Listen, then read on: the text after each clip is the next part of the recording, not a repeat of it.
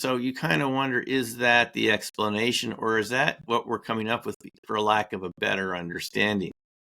Because there are, there's different ways that these Sasquatch could emit energy, which would, depending on its level of coherency, could definitely affect you, just like being exposed to some high EMF field or something like this.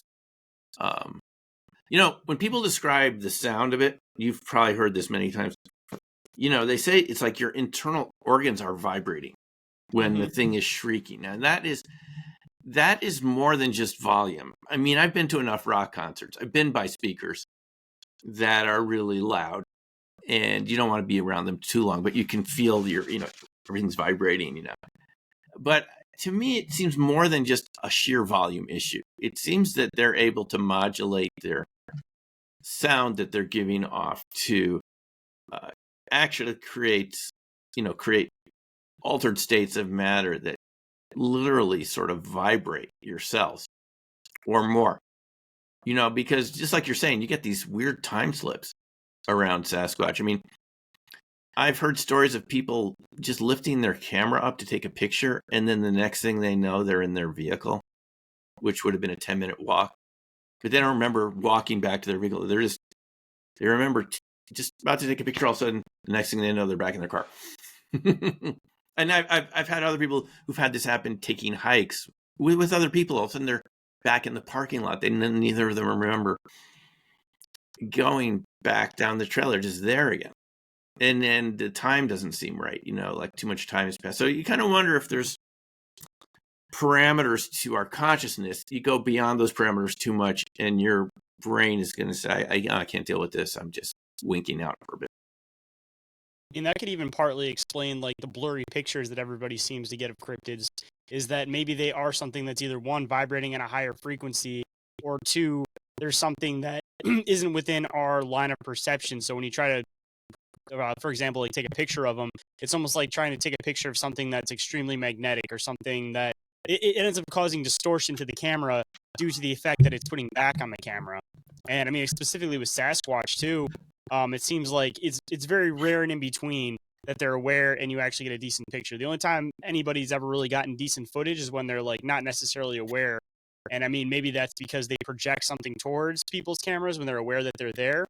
Or I don't know, maybe it's just at lucky times, maybe using certain specific types of cameras that don't pick up on certain frequencies or certain auras of light or something, for example, that it works with certain cameras. Because it seems like more often than not, when people are using old cameras, they end up getting better luck with footage than they do using modern day cameras. And you think it'd be the opposite way around. Yeah, I actually think there's an explanation for the blurriness. Because this has been seen around UFOs too for quite a while. And I was really interested to find out it happens around cold fusion Lehner reaction research. This is a recent book published by Bob Grenier of the Martin Fleisch Memorial Project, Cold Fusion Nonprofit Research. This is his book, Steps to the Discovery of Electronuclear Collapse, a Japanese researcher, Takeaki Matsumoto. People like this were puzzled by their blurry photos of cold fusion ball lightning reactions in a reactor, right? And the Russian Soviet researchers figured out what it was. It's actually quite interesting. It relates to what you're saying. It's pretty close to what you're saying, but this is what the explanation is. There are these two components of electromagnetism called permittivity and permeability. Permittivity is the electrical constant of a material, ability to resist electrical field, and the permeability is resistance to magnetic fields. These are normally set at 1 by physics. The permeability is 1, and the permittivity is 1 of a vacuum, empty vacuum space.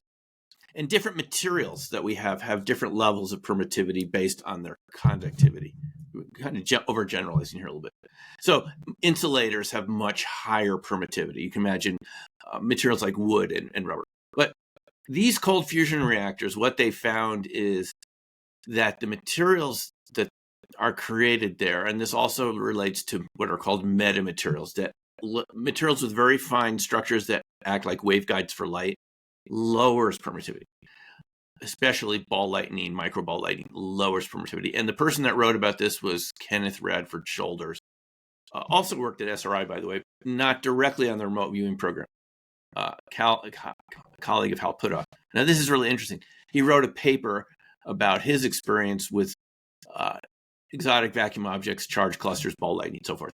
And he said it lowers permittivity, which means that these objects exist in a different space-time than ordinary objects that we're used to, that we're familiar with. As the permittivity goes down, it changes the rate of time and space, and it changes the speed of light. Because the equation for the speed of light, it's an electromagnetic equation, which is speed of light equals 1 over square root of permeability by permittivity squared. And basically what that means is as permittivity goes down, speed of light increases. And one of the researchers that was looking into this wrote directly about why their pictures are blurry of their cold fusion reactors. And it has to do with the effect of these charge clusters, microball lightning. They said that it creates a double exposure because the speed of light has changed for that particular object versus your frame of reference. You're dealing with two different, basically, to sum it up, Shane, it's a variable speed of light effect. Creates blurriness for our cameras because you're not dealing with light at a constant speed and the camera does not know how to measure it. How, cameras use these little lasers and things to get range finding and stuff. It doesn't work when the speed of light's different. And that to me, and again, I could be wrong, is why so many of these paranormal phenomena that we call paranormal, you get the blob squatches, you get the UFOs, you get the ghosts. We've all seen these photos, right, for years. Mm-hmm. And then they're weird looking, right? They're just strange looking, especially those ghost photos. It sort of looks like distorted. Distorted. That, to me, in Simeon's mind, is a permittivity shift effect, which means different speed of light. We know that OSAP, ATIP, the government UFO programs, classified programs, because Hal Puthoff lectured us in Las Vegas in 2018 about permittivity changes in variable speed of light, something that Einstein even proposed in 1907 and 1911. We've all been brought up to think of, speed of light's constant, right? It's something like 300,000 miles per second, something like that, because it's electromagnetic wave. And it was actually computed by Wilhelm Weber in 1846. We're talking almost 200 years ago. A German physicist just working with electrostatic charges calculated something that was very close to the speed of light without even knowing what the speed of light would have been back then. They couldn't measure, but they could measure electrostatic ratios and charges. They figured out what it was, but it's variable based on the materials. Now, these some of these materials from UFOs have an oscillating permittivity, which means the speed of light's changing. It can shift things into the blue spectrum, which is why a lot of UFOs are bluish and why they have radiation, because now they're in the ultraviolet range. If you can imagine you were talking about frequencies a few minutes ago. Exactly what you're saying. The frequencies are shifted because the speed of light's changed. And this is what Hal Puthoff told us, someone who worked on the remote viewing program. I know him, but he said he also worked on these UFO programs in this lecture in 2018. So Shakhparanov, the Russian researcher, said that their cold fusion experiments create an oscillating permittivity, which is why the pictures of the microball lightning and the reactors are blurry. So they're inherently blurry.